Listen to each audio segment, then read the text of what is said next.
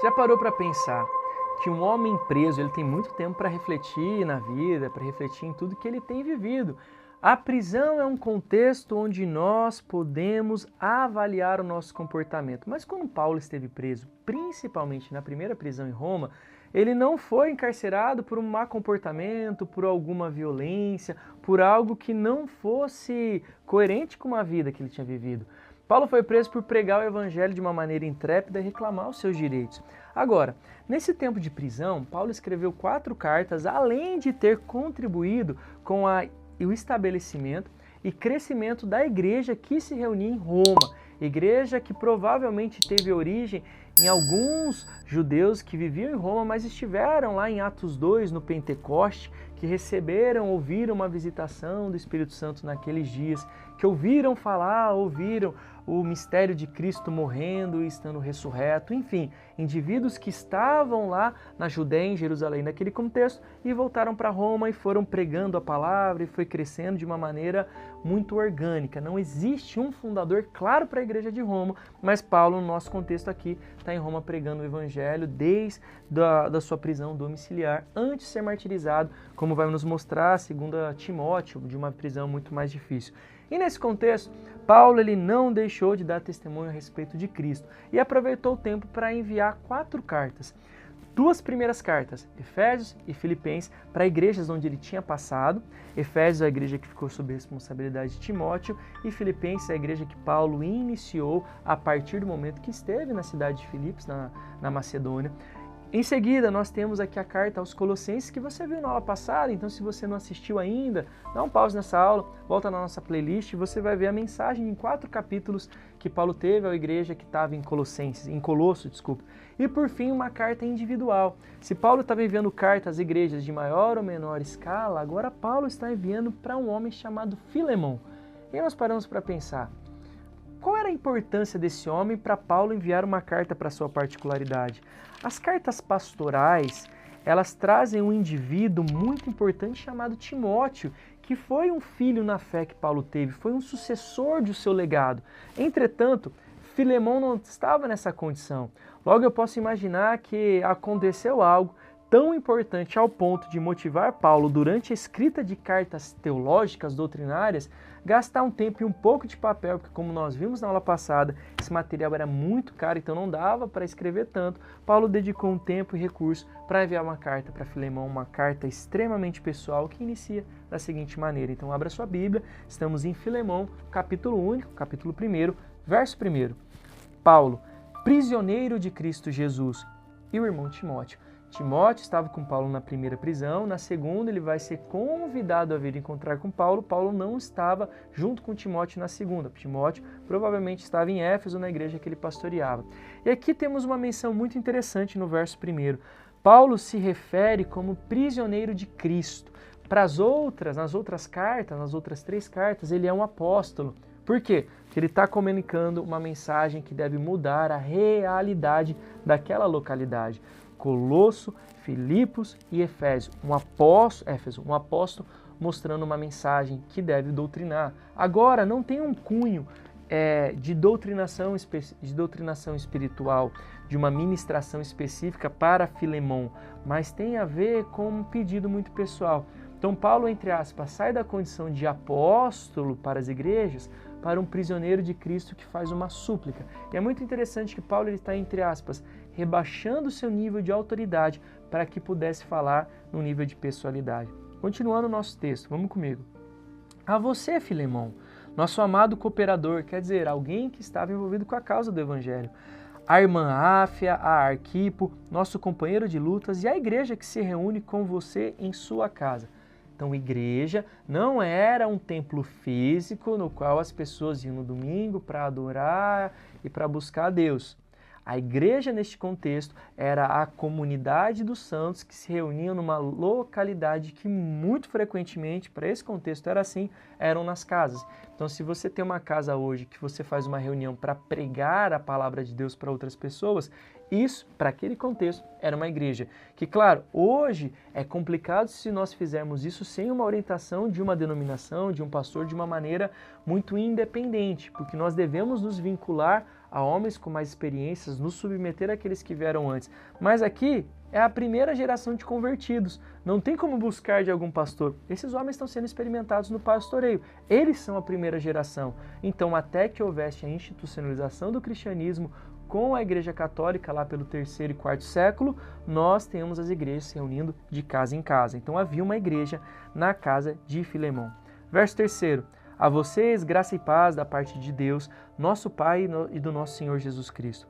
Sempre dou graças a meu Deus, lembrando-me de você nas minhas orações, porque ouço falar da sua fé no Senhor Jesus e do seu amor por todos os santos. Oro para que a comunhão que procede da sua fé seja eficaz no pleno conhecimento de todo o bem que temos em Cristo. Seu amor me tem dado grande alegria e consolação, porque você, irmão, tem reanimado o coração dos santos. Paulo talvez não tivesse um contato direto e íntimo com Filemão, mas ouviu falar e soube a respeito dele. Talvez por alguma maneira indireta e de outra maneira, Paulo teve contato com ele, mas fisicamente nos dá a entender que não. Mas ele conhecia Filemão e Filemão, como um homem daquele tempo, também conhecia Paulo. Paulo, enfim, era extremamente relevante. Se Pedro foi relevante para as igrejas dentro da circuncisão, daqueles que eram de origem judaica, Paulo foi o apóstolo dos gentios, e todas as igrejas que vêm da Ásia, passando pela Grécia, até chegar na Espanha e na própria Península Itálica, tinham um predomínio da mensagem de Paulo. Nós continuamos no verso 8º, que agora vai ser a apresentação do que está acontecendo nessa mensagem. Por isso, mesmo tendo em Cristo plena liberdade para mandar que você cumpra o seu dever, prefiro fazer um apelo com base no amor. Eu, Paulo, já velho, e agora também prisioneiro de Cristo Jesus, apelo em favor de meu filho Onésimo. Onésimo significa útil, né? Que gerei enquanto estava preso. Nós já então entendemos que Filemão era o dono, era o senhor de Onésimo, que se aproximou de Paulo não por um contato com Filemão, mas pela condição de Paulo de encarcerado. Paulo usou o tempo de prisão para pregar o evangelho e discipular. Como resultado, ele teve um discípulo chamado, então, Onésimo. Vamos continuar no texto. Ele antes lhe era inútil, mas agora é útil para você, tanto para você quanto para mim. Sublinhe então esse verso 11º, ele era antes inútil para você, mas agora era útil para nós dois. Para Paulo, que não o conhecia, ele não era relevante por desconhecimento, e talvez para Filemão, como um escravo fugido, alguma coisa assim, né? Alguém que se apartou dele mesmo, era inútil, e agora ele passa a ser relevante. Paulo dá uma direção muito clara para Onésimo. Mando de volta a você como se fosse o meu próprio coração.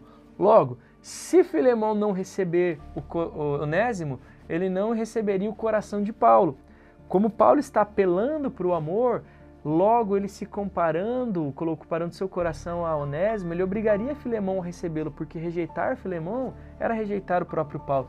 Vocês vão entender o que tem a ver todo esse contexto com uma teologia cristã. Gostaria de mantê-lo comigo para que me ajudasse em seu lugar enquanto estou preso por causa do Evangelho, mas não quis fazer nada sem a sua permissão, para que qualquer favor que você fizer seja espontâneo e não forçado. Talvez ele tenha sido separado de você por algum tempo, para que você o tivesse de volta para sempre, não mais como escravo, mas acima de escravo, como irmão amado. Para mim ele é um irmão muito amado, e ainda mais para você, tanto como pessoa como cristão. Paulo está dizendo, olha, Onésimo fez algum erro, estava separado de você. Onésimo, então, ele teve uma separação, mas por meio de uma reparação ele pode estar disposto a te ajudar como ele tem me ajudado. Repara que Paulo, ele se coloca num lugar de intercessor em favor de Onésimo em relação a Filemão. Sabe quem é um sacerdote? Um sacerdote é aquele indivíduo que é posto na terra, que por meio da territorialidade, das práticas que ele executa, ele liga o povo ao próprio Deus.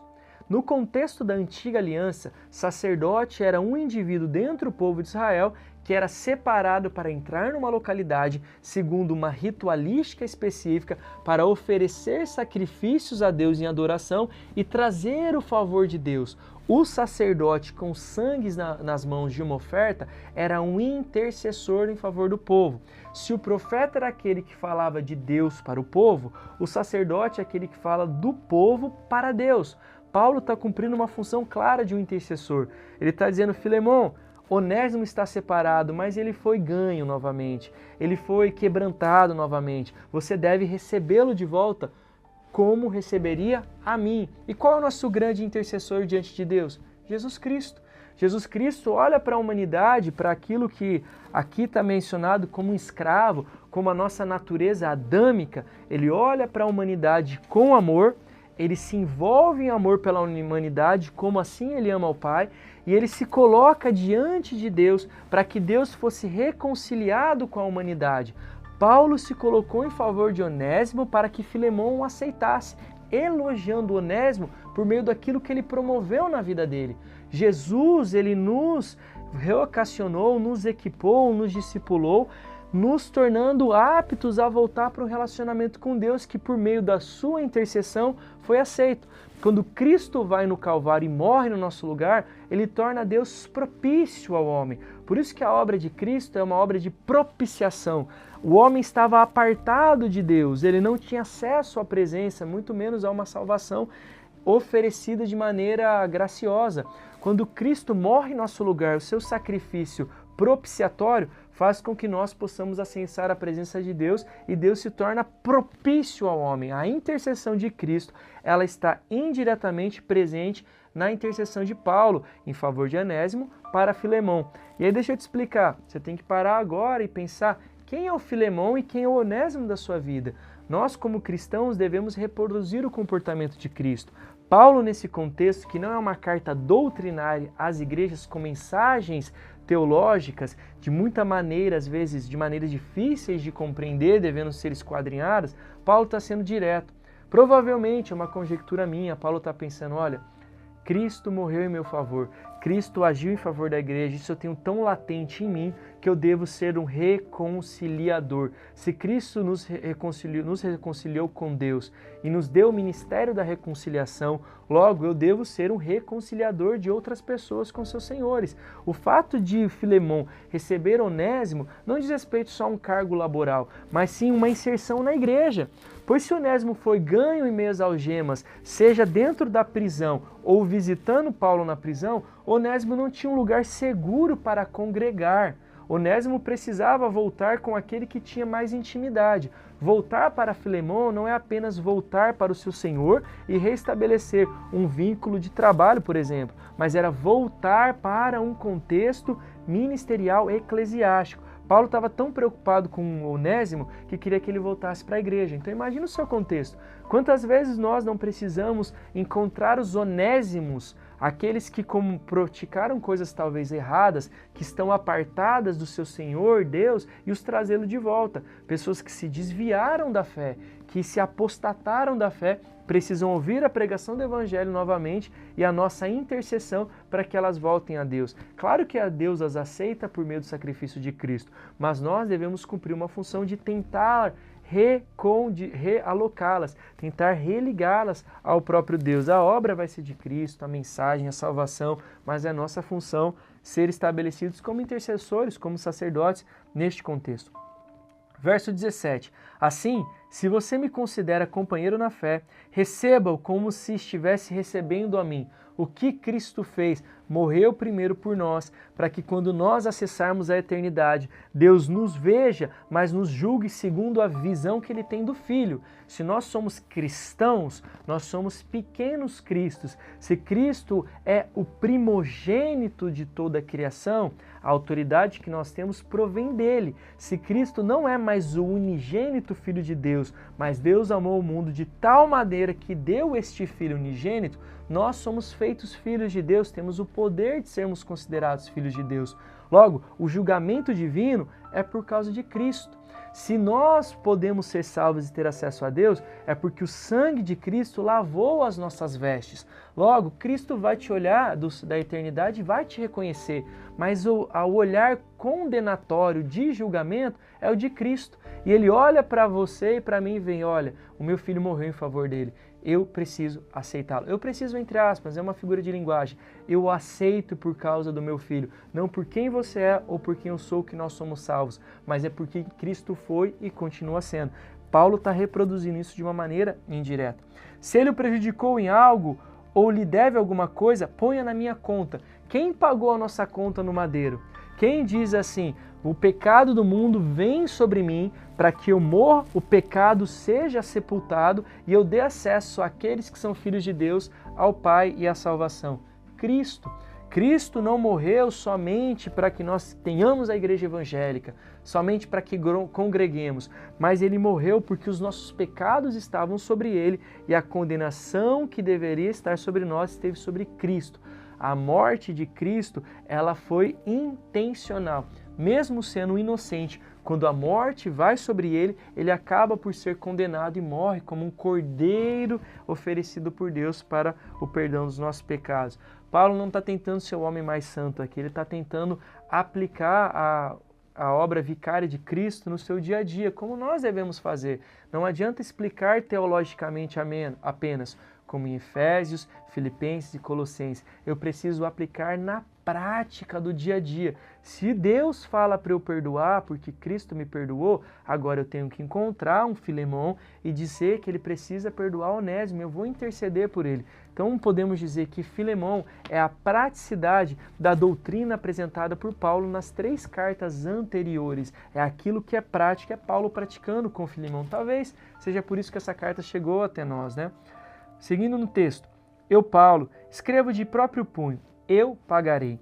Para não dizer que você me deve a própria vida. Sim, irmão, eu gostaria de receber de você algum benefício por estarmos no Senhor. Reanime o meu coração em Cristo. Escrevo-lhe certo de que você me obedecerá, sabendo que fará mais do que lhe peço, muito mais do que eu peço, porque Deus ele é gracioso, ele faz muito mais do que nós esperamos. Além disso, prepara-me um aposento, porque graças às suas orações espero poder ser restituído a vocês. E aqui Paulo volta a ter um contexto de encontro com Filemão, seja presencial, né? Porque pelo menos até então, das atualizações da vida de Filemão ele estava distante. Se ele teve um encontro pode ter sido superficial, mas agora Paulo quer ter uma proximidade com ele e deseja estar junto, seja com Filemão ou com a igreja que estava reunida em sua casa. 23 ele faz menção a Epáfras, o fundador da igreja de Colossos. Epáfras, meu companheiro de prisão por causa de Cristo Jesus, envia-lhe saudações, assim como também Marcos, Aristarcos, Demas e Lucas, meus cooperadores. A graça do Senhor Jesus Cristo seja com o espírito de todos vocês. De todos esses homens que ele faz menção no 24, Marcos, Aristarco, Demas e Lucas, o único que continuou com ele foi Lucas. Então veja bem, Paulo teve que experimentar aquilo que ele tentou reparar entre Filemão e Onésimo. Paulo experimentou a solidão, o estar apartado, separado dos seus discípulos e pôde talvez ter a dimensão da importância do seu serviço com Onésimo e Filemão. Restitui, restabelece, reúna esses dois, porque você vai saber o que é estar separado. E só Lucas veio estar com ele. Paulo estava completamente sozinho. Segunda carta a Timóteo vai nos mostrar isso. Paulo experimentou a solidão. Talvez por isso ele teve tanta autoridade para desde antes ir comunicando a importância da reconstituição, de estar religado ao seu Senhor. Meus irmãos, assim nós encerramos essa série de 4 aulas sobre as cartas escritas por Paulo na prisão em Roma, sua primeira prisão. E nós vimos aqui então as 3 primeiras cartas, não por ordem de escritura, porque nós não podemos ter uma clareza de quando elas foram escritas, né? A data exata, mas por ordem como está disposto na Bíblia. Efésios, Filipenses, Colossenses. Encerramos com a praticidade que Paulo trouxe a partir da escrita a Filemão, aquele que deveria receber de volta o convertido, perdoado Onésimo para sua casa e para sua igreja. Que em nome de Jesus, Deus te acompanhe e que você continue conosco, conferindo nossas aulas na playlist, estando sempre atento aos nossos vídeos, nossas aulas, principalmente toda terça-feira às 2 horas, às 8 horas da noite, às 20 horas aqui no COEM, Instituto de Ensino da Casa do Leão. Deus te abençoe, até a próxima terça.